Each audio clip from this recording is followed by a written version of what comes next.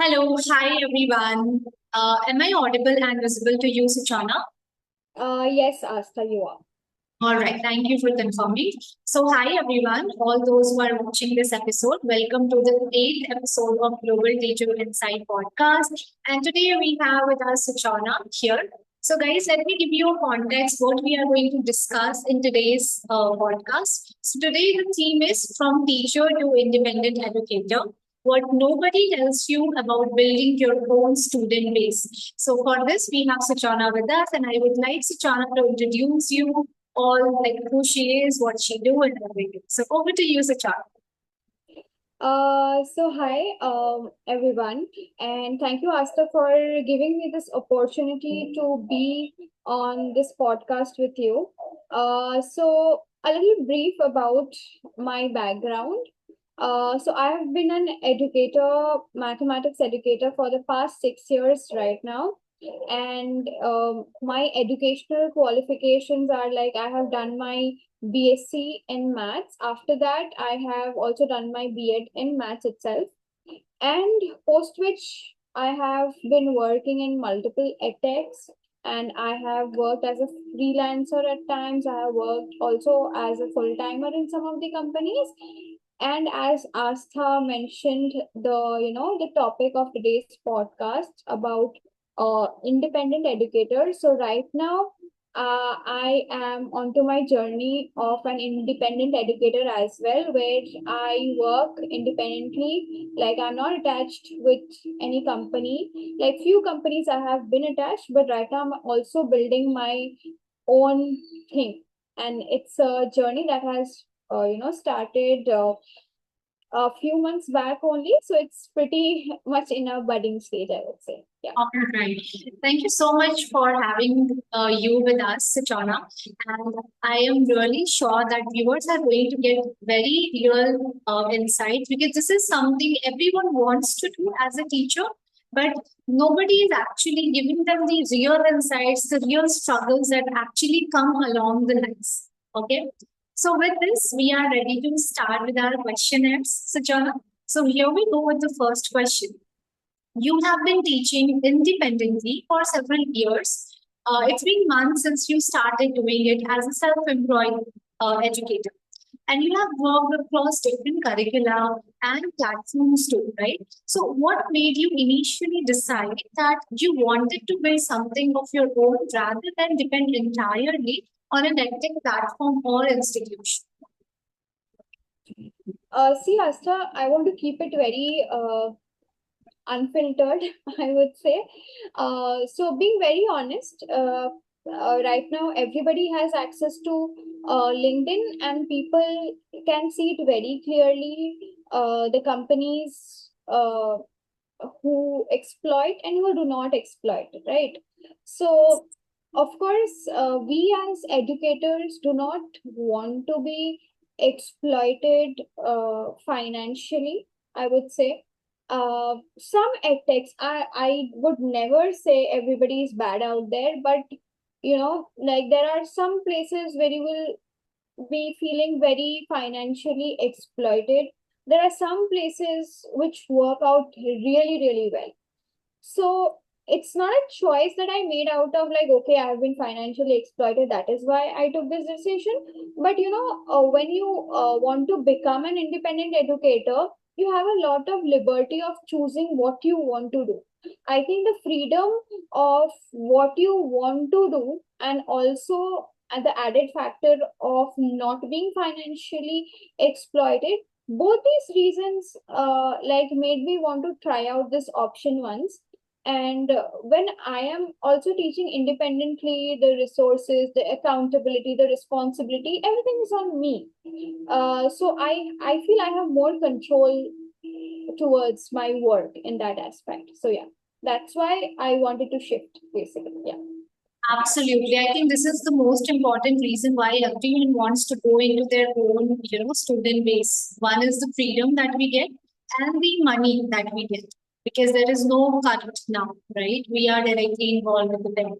But at the same time, it is difficult to get student, isn't it, Suchona? Like I don't think a fresher who has just started their career in the EdTech can directly jump into self-employment. I mean, directly jump into getting the student, isn't it? Do you think they can, or they can definitely, but I think it is going to be a little challenging in that case for them. See, when I started my career, I somehow was in college and I was juggling jobs at that time, like online jobs. It was around the COVID time, so online sectors were booming at that point of time. And what happened was I was exploring a lot of things. Initially, I started with very low payment structures, and at that time, that was the only payment structure that was in the market, I would say. So initially I worked for a few companies. Then I, opted for, students myself. But the Exactly. transition definitely, as you said, the transition definitely took time. And Exactly. for the viewers who are listening, I would say you don't know how LinkedIn has worked wonders for me. I got a student lead directly from LinkedIn. Like, I don't know where it came from, but I was, approached from my profile on LinkedIn as an educator, and the parent reached out to me through LinkedIn. And I was Exactly. like, oh my God, how did it happen? So LinkedIn was my one of my go-to place where somehow I got lucky and I got a student lead from there. Of course, reference is there, obviously. Reference is obviously there. And third, when I started off back in 2021 or 2022, at that time, there was a platform called Teacher On, which still exists right now also, but a lot of other players came into the market and like Urban Pro and all. So I don't think Teacher On is getting so much of importance as of now in the market as of now. But I had created a profile on Teacher On, and one student from US contacted me directly through Teacher On. I had just created my profile and left it as it is. I did not bother so much whether it will come or not. I had just kept it, and Right. somehow it came. So I got lucky in these two platforms, I would say, apart Right. from word of mouth and referrals. Yeah. Okay, great. Good to know that. So I think that will actually help teacher to know how they can actually get direct students. So one is LinkedIn viewers, but you have to be very active because Suchana is a very active user of LinkedIn. She keep posting also, so people know her. And second is teacher on. So platform like teacher on, whatever exists in the market, you can Google and search and you can create your profile over there. All right. With this, Suchana, let's move to the next question. When you first started taking your own students, what did you imagine the journey would look like, and what did reality actually teach you? Um.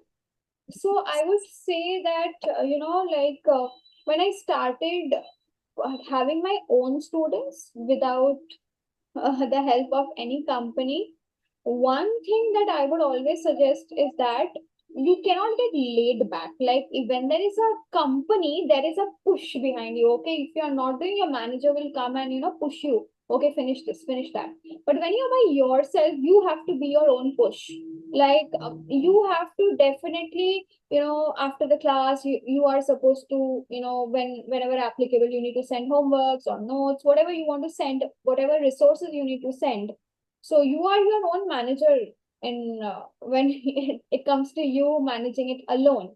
So that's what the real struggle is. Like, you have to make your own invoices, you have to make your own resources to teach. So everything that you do is up to you, I would say. So that was a real struggle, but now AI has come into the picture, and everybody who's watching this, Astha is definitely taking so many AI workshops. So people can definitely enroll into her workshops and learn how to use AI and make your work a lot faster in creating resources and everything else. Yeah. No, no, thank you so much for bringing this up. But this is actually true. Like when a teacher think that okay, I'll go with my own, they think okay, I just have to take a session. But the reality is, along with the session, there are all added responsibilities. Even so, resources something we always send, but now along with that you have to follow up with the parent. Okay, you have to renew, right? You have to check whether they are renewing, is not renewing. If they are not renewing, what is the reason why they are not renewing? So every single responsibility which is being taken care by different people in the company is now your own. So yeah, so teachers should know this as well, that hey, if you really want to get started, be ready for all these things. And yes, AI is going to help you for your resource work, but these ones still you need to handle on your own. All right, thank you so much for this, Suchana. Now moving to the next question, which is again one of the very important aspect, the retention problem. So you can be an excellent teacher and still struggle to retain students. This happens with many teachers, right? So what have you learned from your own experience about why students leave? What does a teacher need to go beyond or do beyond simply teaching well to build that long-term relationship with students? See, one very brutal and honest truth about online teaching is that when when a parent sends their child to a school, they know that okay, the teacher is teaching in a classroom of maybe 30 students. So the expectation on the teacher is tad bit a little bit less also, yeah. Like the teacher cannot practically cater to all 30 kids and make sure that okay, everybody is doing really, really well or everybody is understanding the concept in that 30-45 minutes of class. But when the parent enrolls you in a tuition or an after school enrichment program or anything one-on-one, okay, any mentorship, so they expect results.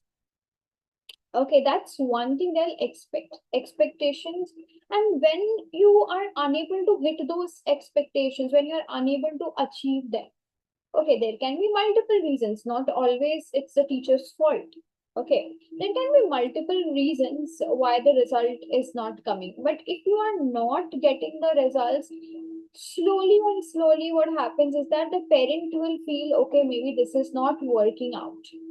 Even if you put your 100%, maybe it can be somewhere you are not doing your part or the student is not doing their part, whichever can be the reason. But the parent will slowly lose the trust and say that okay, I won't be continuing, right? So these are the things I feel that result is one thing, one very important thing that parents expect out of you. So yeah.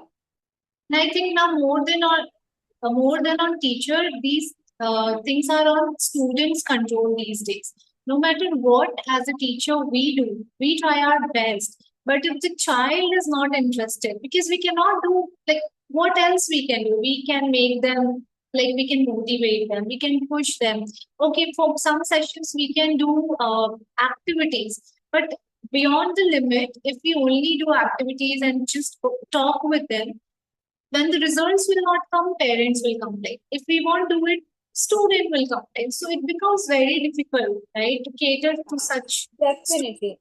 I want to add on to that one thing that whatever it is, even I have gone through phases when things did not work out for me, and I feel that shouldn't be taken as a setback for you exact. as a tutor, because you as an educator should not lose that faith in yourself when there is a setback in your life, because that one session or that one moment doesn't define who you are as an educator. Setback comes every now and then, but like I have had very supportive colleagues, and I have people whom I could share all of this with. So yeah, I would say that take that as an opportunity to learn, upskill yourself. And I would definitely say don't get too much emotionally involved with the student. Like a student will come and go for sure. Okay, they will try out 100 different demo classes. Even there are parents who enroll students in a day. A student is taking 5 demos, let's say 5 demo sessions to see which teacher is better. So don't get disheartened. Don't get emotionally attached with a student, because you never know, like they can leave you. Okay, this is your professional space, and sometimes that boundary is needed to keep your mental sanity. I mean, this is a very important message, Suchana, because the market is like so competitive. Every now and then, parents are trying out. So if you will get attached and you will start judging yourself with that one demo, with that one student, what about the other demos or what about the other students that you have with you? So never let one student churn become um, your judgment for yours. So thank you so much for that. Viewers do get motivated listening to this. Okay, Sachana, now let's move to the next question. That is, if a teacher wants to move from simply taking classes to actually building a sustainable, independent teaching career, what do they need to learn beyond teaching? Whether it's student attention, parent communication, positioning, or getting consistent students. Yeah. So, talking about beyond teaching, if I have to suggest, then I would definitely say, see, student, of course, a student and a parent definitely checks your teaching part. Apart from that, they also, you need to make them feel comfortable, build their trust. So, if anybody of you who are teachers watching this and you have attended any training sessions with Astha or any other company, then you will understand that there is a set protocol of, how a class structure should be, how a demo class should be conducted, or how a normal class flow should be.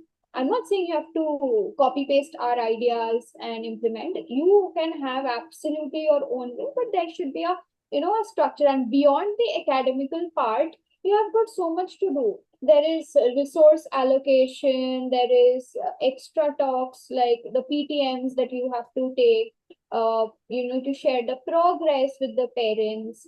Then you have to conduct tests to evaluate how much they have learned. So there are so many aspects to this. Apart from teaching, you have to create your own stuff. So there's a lot, I would say, beyond teaching as well. You have to learn so many tools. Like for a subject like maths, in order to teach geometry, you need to know how to use the protractor in a virtual setup. You need to know how to use Desmos or GeoGebra, because you need to teach transformations or topic like that. So definitely beyond basic teaching, you need to know a lot many other things as well.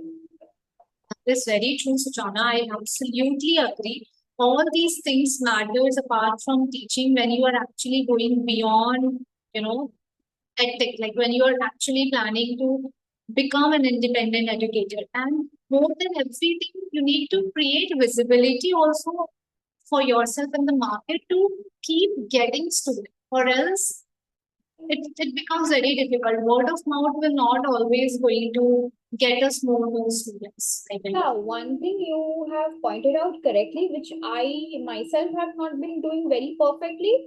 I am not an ideal example of that, but definitely your own brand. Right now, everything is your Yeah. presence digitally is very, very important.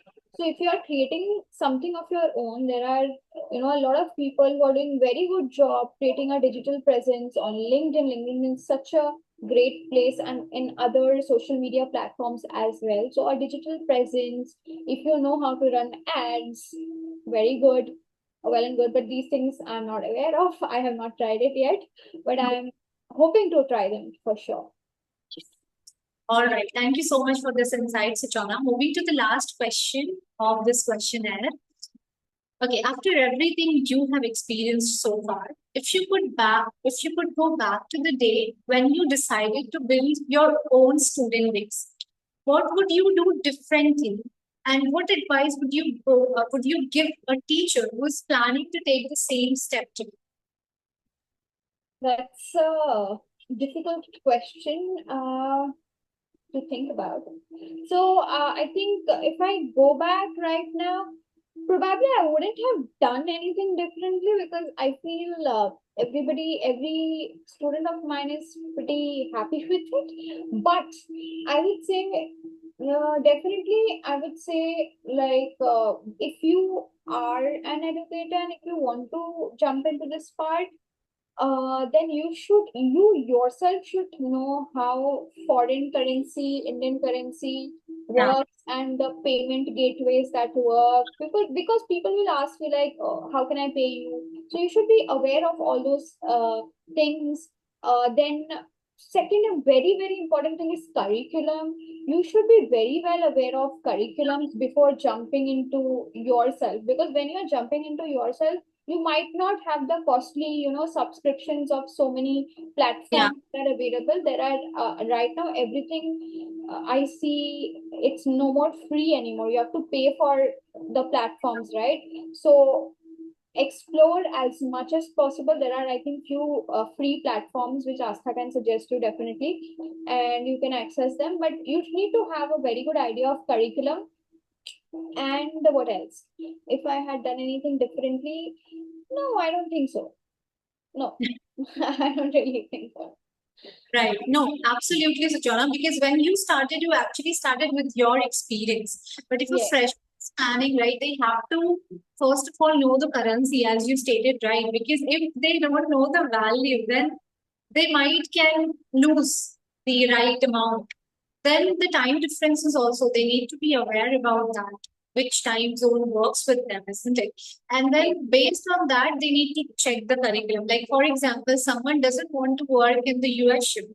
So there is no point of them learning American curriculum, right? Right, So absolutely. nobody tells them. They just go be seeing the names and then like, okay, I will learn everything, which is again not required.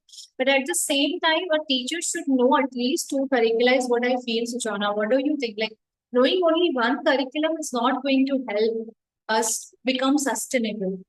Yeah, see, the more you explore, the more you open the domains for your own self, it is much better. Like, why will you depend on only one country or, one region? So Correct. if you are, see, if your intention is to do online teaching, so open your doors to every region where you are available, in which region you can cater to, and you can do it. This is a good domain which you can explore. So learn as much as curriculum as possible and open your doors to like multiple things, and you can do it. This is totally doable. I have myself taught different curriculums from Australian to UK to US, everything. Yeah, absolutely. All right. So thank you so much, Suchana, for all these insights. Now we are moving to the last part of our podcast, that is our rapid fire. I know you know the rules, so you won't get the time to choose the options. So let's get started. I Right. already know your answers though, but still. School Right. teaching or online teaching? Online teaching. Yeah. One quality every online teacher needs. Your pedagogical skills, always as a teacher, it's a soft corner for me. Yeah. Pedagogical skills needs to be on top and then the rest. Yeah. Okay. One mistake teachers make when starting private tutoring. Private tutoring. Oh God, I know the time's up, but still. Private tutoring, one mistake they do. I think, what should I say for this? Private tutoring, one mistake people do, if I have to tell, oh, a lot of people undercharge. Like they don't know the right value, and they just like they let themselves be exploited I and agree. charge less. Yeah. That is very true. You need to know how to sell also yourself. Yes, yes, definitely. Okay. Student retention or student acquisition, which is harder? Acquisition. Yeah. One thing you would never compromise on or in your classroom. Honesty. One word that describes your teaching journey. My teaching journey, adventurous. Okay, okay. Complete this. A successful independent teacher is someone who A successful independent teacher is someone who can make the student feel that, you know, they can do it. absolutely. And this is the last one. If you had to start your teaching career all over again today, would you choose the same path? Yes, I would. Amazing. In a heartbeat, I would.